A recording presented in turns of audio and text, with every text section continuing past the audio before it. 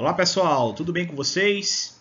Eu sou o professor Maviael e hoje, mais uma vez, estaremos juntos numa aula do primeiro ano de Química, tá? Com conteúdo Geometria Molecular, Polaridade das ligações e Ligações intermoleculares, tá?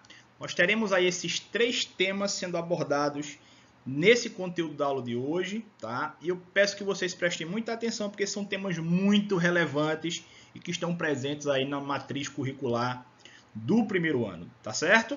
Então vamos lá, pessoal. Então o que é essa geometria molecular? Pessoal, basicamente, as substâncias que são formadas por mais de um elemento químico, por mais de um átomo, elas apresentam disposições espaciais, disposições tridimensionais, né, que precisam ser analisadas. Tecnicamente falando, a geometria molecular ela vai trazer para a gente a forma com que os núcleos dos átomos ficam arranjados em relação uns aos outros. E aí existem algumas formas, né, de geometria molecular que são básicas, né?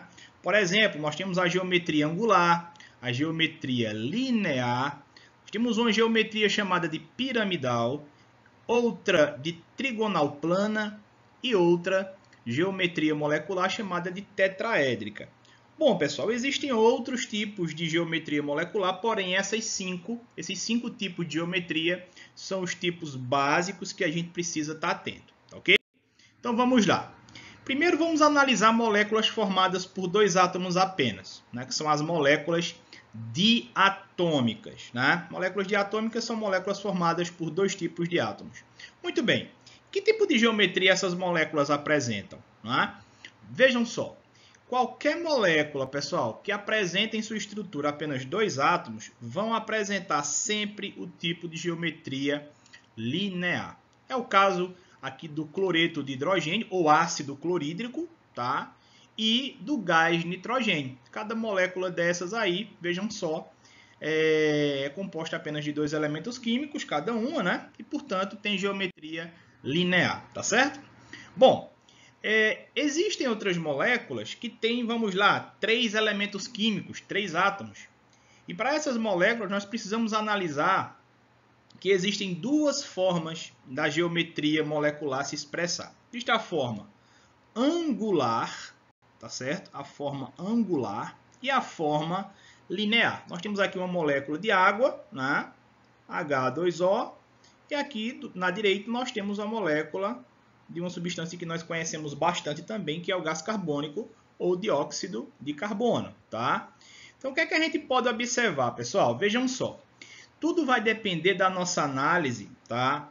Da ligação que existe entre os elementos e da quantidade de elétrons que ainda podem estar presentes ao redor do átomo central, né? Nesse caso aqui na molécula de água, o átomo central é o átomo de oxigênio, e no caso do gás carbônico, o átomo central, o átomo central é o carbono. Observem que na molécula de água, nós vamos ter as ligações químicas formadas aqui entre o oxigênio e o hidrogênio, tá? Mas nós vamos ter ainda, pessoal, pares de elétrons soltos, sobrando nesse átomo central, tá certo?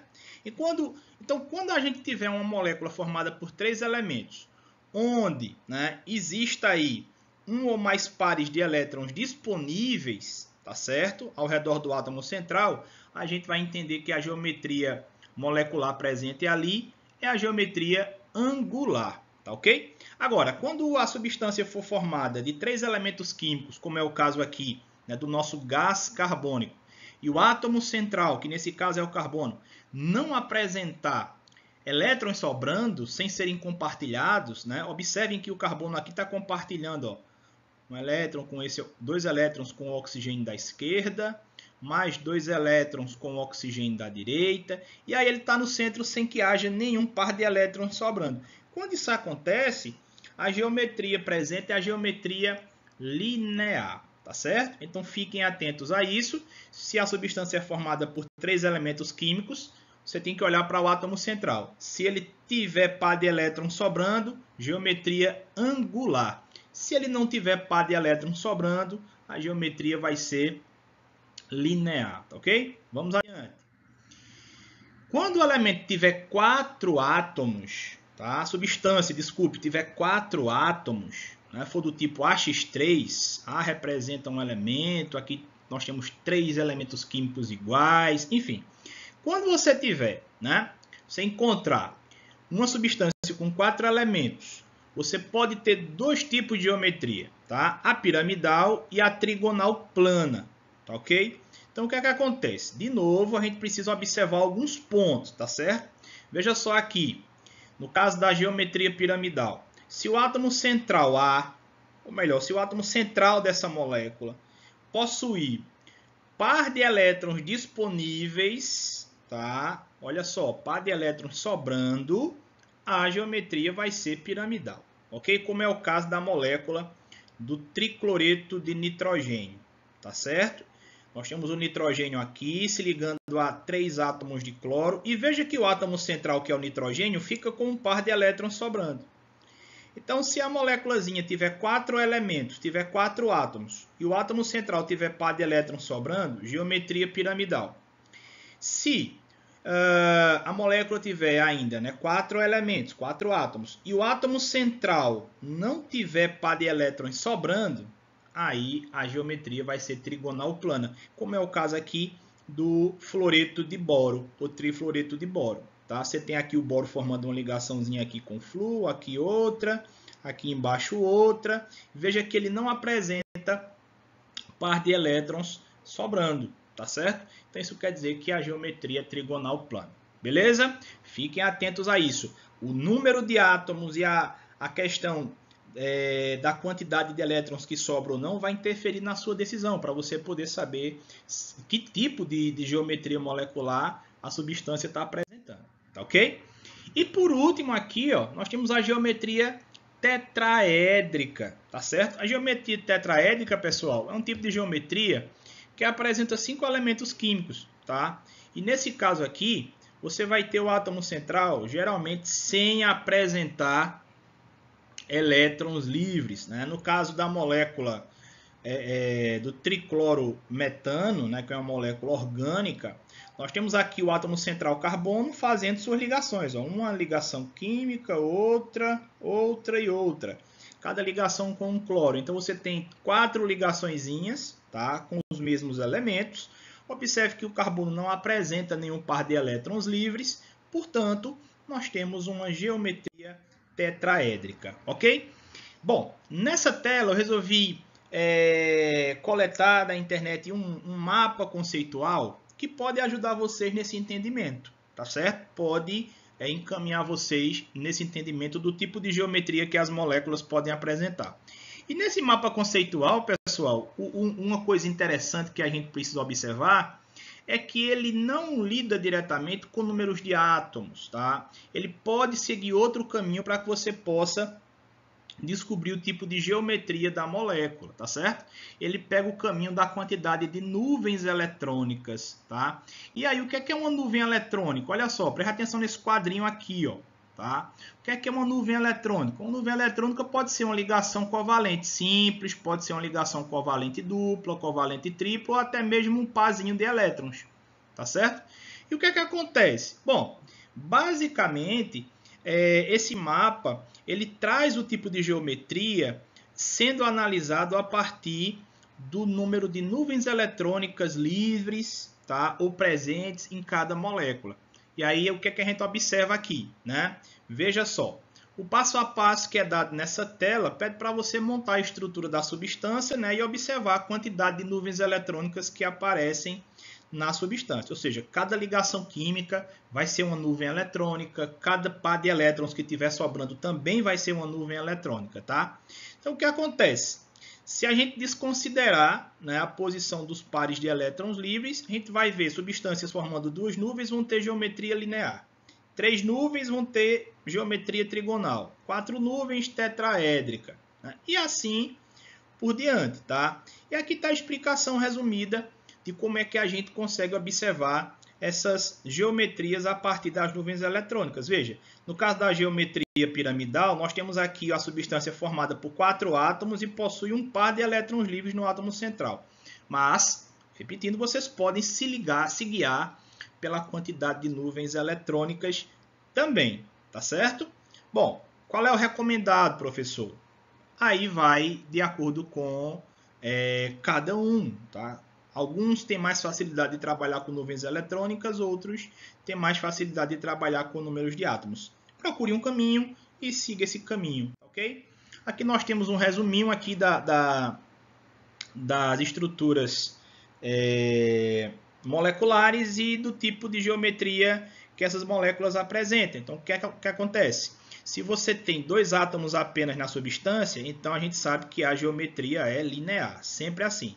Se você tem 3 átomos, se sobra nuvem eletrônica, né, então a geometria é angular, tá certo? Quando não sobra nuvem eletrônica no átomo central, aí a gente vai ter uma geometria linear. Se a molécula é formada por 4 átomos, aí nós temos 2 caminhos, né? Se sobram nuvens, a geometria é piramidal. Quando não sobram nuvens eletrônicas ou par de elétrons livres, né, a gente diz que a geometria é trigonal, beleza? E quando a substância é formada por 5 elementos, por 5 átomos, aí a geometria passa a ser tetraédrica, tá certo? Esse resuminho aqui é muito importante para vocês poderem se guiar nos seus estudos, beleza, pessoal? Vamos adiante. Vamos responder aqui algumas questõezinhas. Olha só. Considera as seguintes fórmulas em ângulos de ligações. Gente, toda molécula, tá? Como eu disse, formada por 2 ou mais elementos, vão apresentar uma geometria molecular. Ok. Cada ligação, pessoal, se distancia de outra ligação através de alguns ângulos, tá certo? Essa questão eu escolhi para poder mostrar a vocês alguns desses ângulos de ligações. Mas o que importa para a gente é entender se a molécula tem uma geometria linear, angular, piramidal, trigonal plana, tetraédrica, enfim, tá? Mas nesse caso aqui nós temos o quê? Olha só, nós temos a água, tá? Nós sabemos que a água, já falei agora há pouco, tem geometria angular, né? Nós temos aqui o oxigênio ligado a 2 hidrogênios. Só que no caso dos oxigênios, ou do oxigênio central, nós temos ainda 2 pares de elétrons sobrando, né? Então, quando você tem 3 elementos e tem no mínimo um par de elétrons sobrando, você já sabe o quê? Que a geometria é angular, tá certo? No caso da amônia, substância NH3, nós temos o nitrogênio, que está ligado a 3 átomos de hidrogênio, por ligações covalentes simples. O nitrogênio é da família 5A, né? E aí nós temos aqui um par de elétrons sobrando, tá? Então, que tipo de geometria molecular essa substância vai apresentar? Vejam só, pessoal, aqui nós temos 4 átomos e um par de elétrons sobrando, tá? Quando a gente tem 4 átomos e um par de elétrons sobrando, qual é o tipo de geometria, né? Foi que a gente viu agora há pouco, quem lembra? Ó, é piramidal, tá? No caso do CH4, nós temos 5 átomos. Temos o carbono ligado a 4 hidrogênios, tá? A substância tem 5 elementos, tá? O elemento central não tem elétron sobrando, portanto, a geometria é tetraédrica. E por fim, aqui uma substância atípica, que é o hidreto de berílio. Esse carinha aqui, deixa eu puxar ele para cá, ó. O hidreto de berílio vai ter o seguinte, ó, vai ter o berílio ligado a 2 hidrogênios, tá certo? Nesse caso, o berílio está na família 2A da tabela, só tem 2 elétrons, não existe nesse átomo central de berílio elétrons livres, né? Elétrons sobrando, portanto, a geometria dele é uma geometria linear. Letra A para essa questão, beleza? Espero que vocês tenham entendido. Ah, outra coisa, antes que eu esqueça. Numa geometria angular, como a da água, entre uma ligação e outra, pessoal, geralmente existe aí um ângulo de 105 graus, tá? Na geometria piramidal da amônia, entre uma ligação e outra, o ângulo é de 107 aproximadamente, tá? O ângulo teórico. E no metano, CH4, né? A angulação entre as ligações do carbono e os hidrogênios, e entre as ligações dos hidrogênios, é de 109 graus e 28 minutos. E no hidreto de berílio, toda ligação linear vai ter um ângulo aí de 180 graus, beleza? Fiquem ligados nesses ângulos, porque isso pode ajudar vocês mais para frente. Bom, a segunda questão desse exercício diz assim, ó, de acordo com a teoria da repulsão dos pares eletrônicos da camada de valência, que é justamente a teoria, pessoal, que embasa a geometria molecular, os pares de elétrons em torno de um átomo central se repelem e se orientam para o maior afastamento angular possível. Considere que os pares de elétrons em torno do átomo central podem ser uma ligação covalente, simples, dupla ou tripla, ou simplesmente um par de elétrons livres. Ok. Com base nessa teoria, é correto afirmar que a geometria molecular do dióxido de carbono é... Gente, dióxido de carbono é gás carbônico, tá? Lembra que no caso do gás carbônico, a gente tem 3 elementos, 3 átomos, e o átomo central ele não tem elétrons livres. Qual é a geometria molecular da substância dióxido de carbono? Pessoal, fica ligado. Nesse caso, a geometria é linear. Tinha falado disso a vocês agora há pouco, beleza? Bom, e agora, né, vamos falar um pouco da polaridade dessas ligações, a polaridade das moléculas.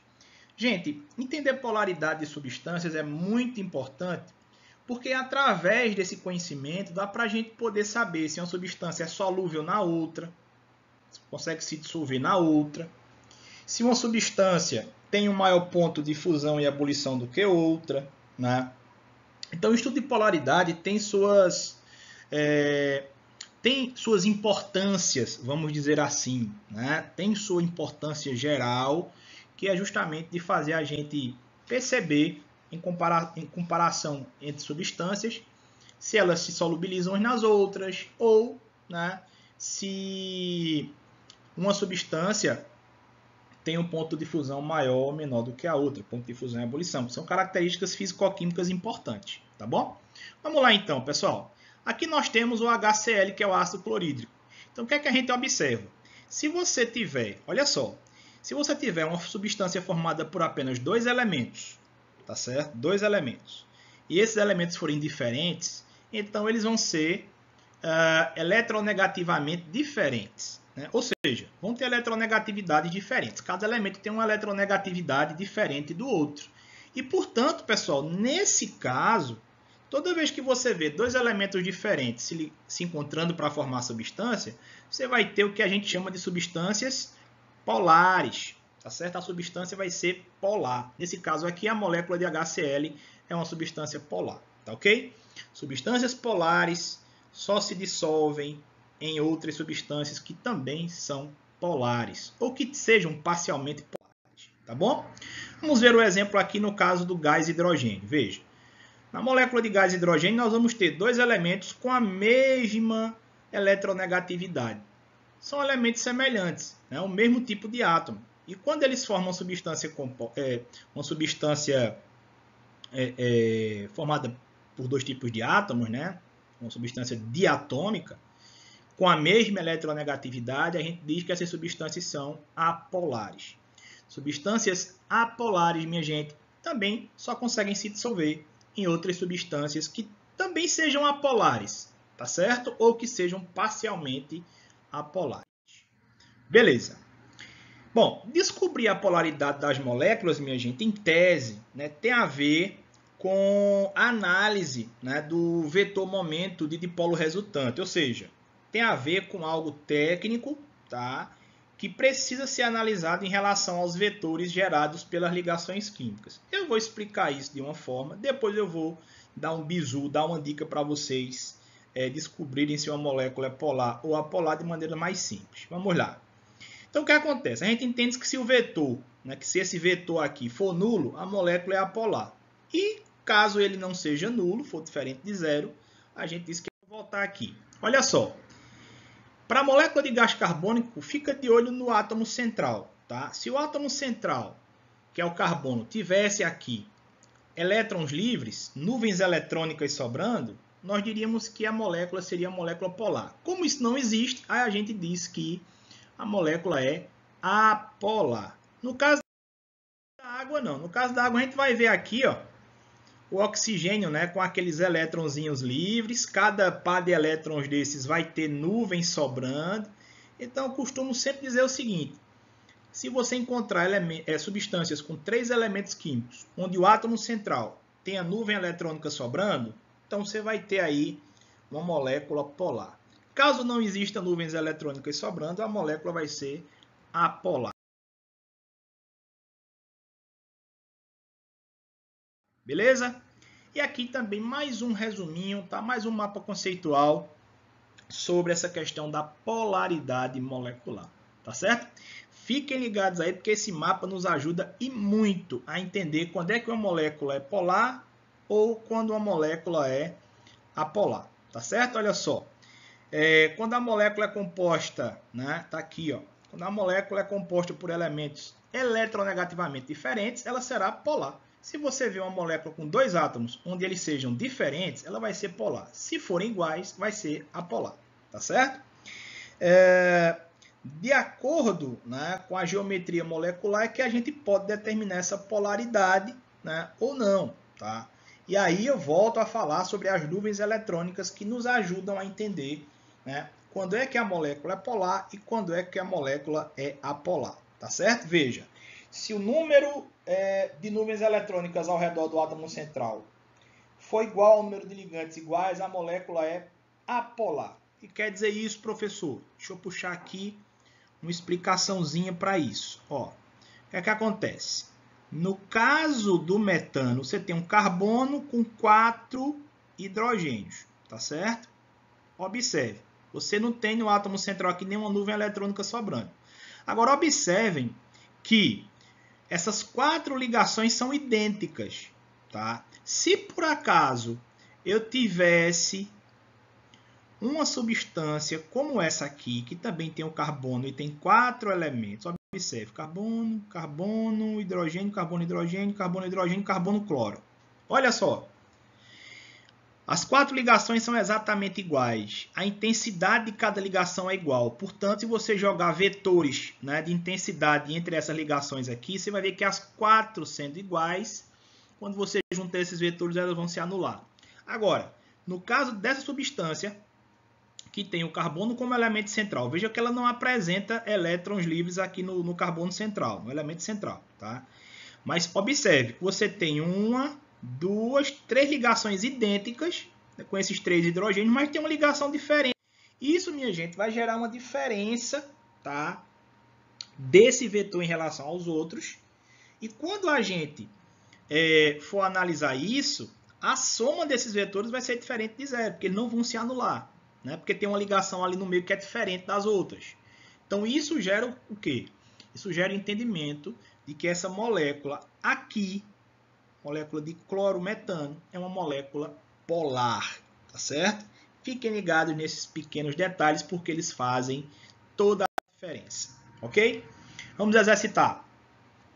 A figura mostra modelos de algumas moléculas com ligações covalentes e seus átomos. Está aqui, tá? Olha a molécula A, ela tem 5 elementos, tá? Cada bolinha dessa representa um elemento químico. Molécula B são 3 elementos, a molécula C são 3, a molécula D são 2. Bom, analise a polaridade dessas moléculas, sabendo que tal propriedade depende da, olha só, depende da diferença de eletronegatividade entre os átomos, que estão diretamente ligados, tá? Já falei sobre isso. Depende da forma geométrica das moléculas. E aqui uma observação, né? Falando da eletronegatividade, que é a capacidade de um átomo, que um átomo tem de atrair, né, os elétrons para uma determinada ligação covalente, tá bom? Dentre essas moléculas, pode-se afirmar que são polares apenas. Quais delas são polares, pessoal? Olha só. Vamos ver se vocês acertam aí. Quais dessas moléculas são polares? Pela forma que elas se apresentam, né, dá para entender isso. Essa aqui vai ser tetraédrica, letra A. Essa aqui vai ser linear, né? Essa lembra aí o metano, CH4. Essa lembra o gás carbônico. Veja que a molécula é linear. Aqui lembra a molécula de água, né? Então vamos ter uma molécula polar. E aqui lembra a molécula do HCl, né? Você tem 2 elementos, eles são diferentes, então a molécula é polar. Então, nesse caso, as substâncias que podem ser polares, de acordo com essa representação dessas moléculas, é a letra C e a letra D. Substância C e substância D. Beleza? Ó, assinala a alternativa em que todas as espécies, todas as substâncias no estado gasoso apresentam um momento de dipolo elétrico. Pessoal, dipolo elétrico representa molécula polar, tá certo? Então, quais dessas moléculas aí, ou melhor, qual dessas alternativas aí, traz só substâncias polares, tá? Ó, o NF3 tem geometria piramidal, e aí vamos lá lembrar do NF3, ó, você tem aí o nitrogênio ligado a 3 flúors, tá? E aqui no nitrogênio você tem um par de elétrons, que é uma nuvem eletrônica que está livre. Se o átomo central tem nuvem eletrônica livre, então a molécula é polar, tá? A água, a gente já viu por que ela é apolar, a geometria dela é angular e, portanto, ela é uma molécula polar, tá? E o tricloreto, o triclorometano, nesse caso, tá? Tem uma geometria tetraédrica e é polar também. É aquela coisa, pessoal. Aqui, ó, você vai ter o carbono com 4 ligações. Uma com o hidrogênio e essas 3 vão apresentar átomos de cloro, tá? O que acontece? Se todas essas ligações fossem exatamente iguais, a molécula seria apolar. Mas, como 3 delas são iguais e uma é diferente, se uma for diferente da outra, aí nós temos a molécula se enquadrando como uma molécula polar, tá ok? Então a resposta é a letra A. Na terceira nós temos o seguinte, essa é bem interessante porque vai fazer vocês lembrarem de uma coisa que vocês estudarem em tabela periódica, né? Vejam só, dentre as substâncias abaixo, indique aquela que apresenta molécula mais polar. Eita, né? Qual é a que apresenta molécula mais polar aqui, pessoal? Vamos observar uma coisa. Dessas aqui, quem são polares? A letra A não pode ser porque os átomos são iguais e a letra E também não pode ser porque os átomos são iguais. Letra B, C e D, os átomos são diferentes, né? Vão ser moléculas polares, beleza. Todas elas são moléculas polares, ok? Agora, quando é que uma molécula é mais polar do que outra? Nesse caso, é quando o elemento tem uma eletronegatividade maior. Não sei se vocês lembram, mas o flúor, cloro e bromo fazem parte da mesma família, né? Flúor, cloro, bromo, iodo e astato. Esses elementos aqui, pessoal, fazem parte da família dos halogênios. Para quem não lembra, a família dos halogênios é a família 7A, tá? E como é que a gente sabe quem é mais eletronegativo do que o outro? Na tabela periódica, a gente observa o seguinte, que se você observar em uma mesma família, a eletronegatividade ela aumenta de baixo para cima. Isso quer dizer que o flúor é o elemento mais eletronegativo da família 7A. Portanto, nesse caso aqui, a substância mais polar, tá certo? Vai ser com certeza a substância marcada na letra B, que é o ácido fluorídrico, né? Substância aí que tem o flúor como elemento mais eletronegativo, ok? Vamos para... Desculpe.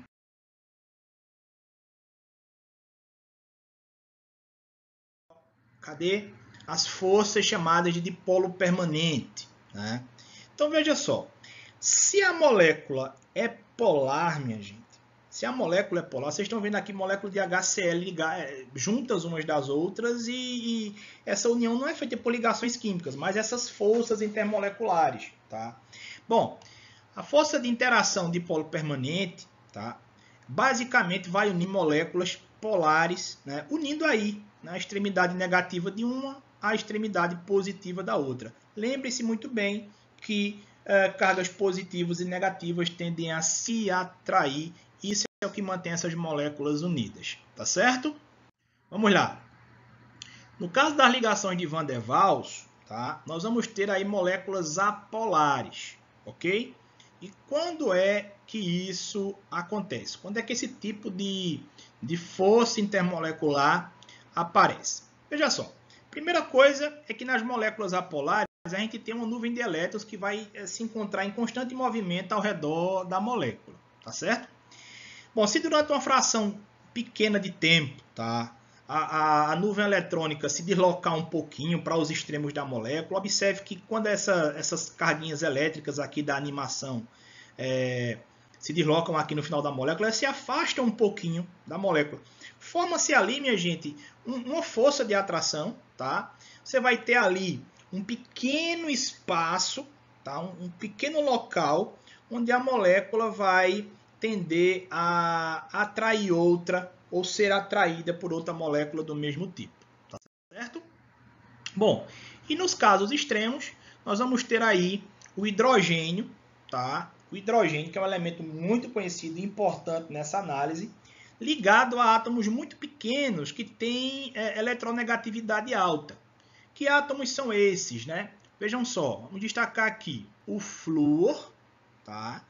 O oxigênio e o nitrogênio. Pessoal, toda vez que você encontrar o elemento hidrogênio ligado ao flúor, ou ao oxigênio, ou ao nitrogênio, saiba que essas moléculas que têm esse par oxigênio, hidrogênio, flúor, hidrogênio, ou nitrogênio, hidrogênio, elas vão se ligar fortemente, tá certo?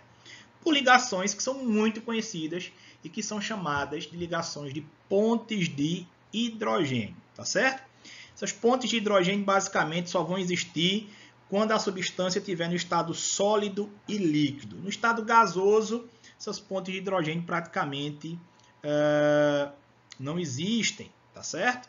Então vejam só, no ácido fluorídrico, tá, nós temos ligações aí que são ligações de pontes de hidrogênio. Olha o par, HF, né?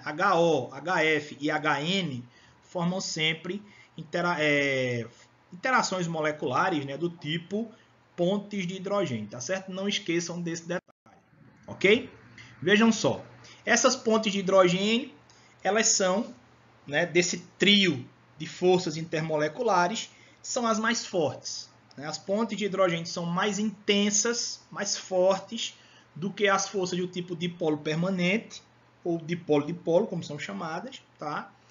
E as forças do tipo dipolo permanente são mais intensas, são mais fortes do que as do tipo dipolo induzido, né? Vamos lembrar que essas do tipo dipolo induzido são as forças de Van der Waals, que são as mais fraquinhas. Então, em primeiro lugar, pontes de hidrogênio. Em segundo, dipolo permanente, dipolo-dipolo, dipolo permanente, forças de London. E, em terceiro lugar, como forças mais fracas, as do tipo dipolo induzido ou forças de Van der Waals, tá certo? E aqui um exercíciozinho para a gente poder se guiar, poder fixar o conteúdo. Olha só. Na seguinte estrutura estão representadas moléculas de água unidas entre si por ligações, tá? Então, nós temos aqui, ó, ligações covalentes, iônicas, pontes de hidrogênio, pontes de oxigênio e peptídicas. Que tipo, né, de ligações entre as moléculas? Cuidado que o texto fala que as ligações estão representando a união de moléculas, tá? Em moléculas de água, tá? Bom, entre moléculas não pode ser ligação covalente, não pode ser ligação iônica, né? Não pode ser. Pontes de oxigênio basicamente não são, tá? Vão ser o que, pessoal? Quando o hidrogênio se liga ao oxigênio. E aí, muito bem, vão ser as pontes de hidrogênio. Ligações peptídicas são as ligações que unem proteínas, tá? É um pouco diferente, embora sejam ligações fortes também, tá um pouco diferente desse contexto que nós estamos estudando, tá? A segunda questão fala do gás carbônico, ó. O gás carbônico, CO2, né, dióxido de carbono, no estado sólido, que é o gelo seco, passa diretamente para o estado gasoso, em condições ambientes. Faltou o Szinho aqui. Vamos lembrar que esse processo é chamado sublimação, quando uma substância passa do seu estado sólido para o gasoso diretamente. Por outro lado, o gelo comum derrete nas mesmas condições em água líquida, a qual, no caso a água líquida, passa para o estado gasoso numa temperatura próxima a 100 graus. Né? Bom, nas três mudanças de estados físicos, respectivamente, são rompidas, são quebradas o quê? Ligações covalentes, ligação... Bom, ligação covalente não é, porque ligação covalente é ligação entre átomos. A gente está falando de ligação entre moléculas, tá? Então, vê, as interações de Van der Waals, o gás carbônico apresenta que tipo de ligação entre as moléculas, né? De forças entre as moléculas. Gente, vamos lembrar o seguinte, o gás carbônico, deixa eu colocar aqui embaixo, tá? Só para a gente lembrar. O gás carbônico tem essa configuração estrutural aqui, essa forma estrutural. É uma molécula onde é formada por 3 átomos e o átomo central não tem nuvem eletrônica, não tem par de elétrons. Logo, ela é uma molécula apolar. Gente, foca numa coisa. As moléculas apolares se ligam por ligações de polo induzido, ou seja, vou colocar aqui, dipolo induzido. Essas ligações são as ligações de Van der Waals, tá? São ligações de Van der Waals. Então, as moléculas apolares, elas se ligam por ligações de Van der Waals, ou dipolo induzido, tá? E aí, depois no texto, nós temos a informação de que a água vai derreter, né? No caso, vai entrar em fusão, derretimento do gelo, e depois vai se transformar em gás a 100 graus. Pô, no caso da água, as ligações que são quebradas são ligações de pontes de hidrogênio, né? As ligações que unem as moléculas de água são ligações de pontes de hidrogênio, como eu falei agora há pouco. Então, primeiro, vão ser rompidas aqui as ligações de Van der Waals, do gás carbônico, tá? Depois, como nós temos dois exemplos que traz a água nos dois, então, ponte de hidrogênio para cada um, beleza? E aqui, ó, outra questão que fala um pouco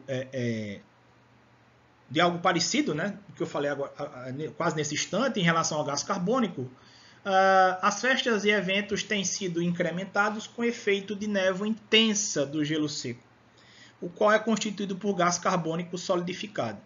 A respeito desse fato, pode-se afirmar, vamos lá, a névoa nada mais é do que a liquefação do gás. Gente, liquefação é a transformação de gás em líquido.